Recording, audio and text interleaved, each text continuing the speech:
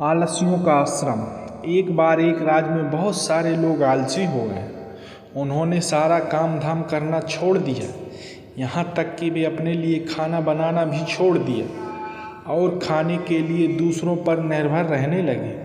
ज़्यादातर समय वे लेटे रहते या सोते रहते। खाने की समस्या का निराकरण जरूरी था, क्योंकि इन आलसियों को खिलाने में लोग आनाकानी करने लगे। एक दिन सभी आलसियों ने राजा से मांग की, सभी आलसियों के लिए एक आश्रम बनवाना चाहिए और उनके खाने की व्यवस्था करनी चाहिए। राजा नेक और दयालु होने के साथ साथ बुद्धिमान था। उसने कुछ सोचकर मंत्री को एक आश्रम बनाने का आदेश दिया। आश्रम के तैयार होने पर सभी आलसी वहां जाकर खाने और सोने लगे।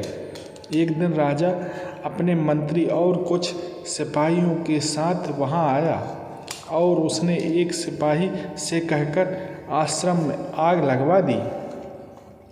आश्रम को जलता देख आलसियों में भगदड़ मच गई और सभी जान बचाने के लिए आश्रम से दूर भाग गए। जलते हुए आश्रम में दो आलसी अभी भी सोए हुए थे। एक को पीठ पर गर्मी महसूस हुई तो उसने पास में ही लेटे दूसरे आलसी से कहा, मुझे पीठ पर गर्मी लग रही है, जरा देखो तो क्या माजरा है। तुम दूसरी करवट लेट जाओ। दूसरे आलसी ने बिना आंखें खोले ही उत्तर दिया।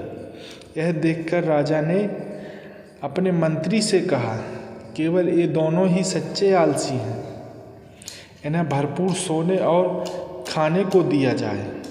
शेष सारे कामचोर हैं, इन्हें डंडे मारकर काम पर लाया जाए। बोलो ओम नमः शिवाय।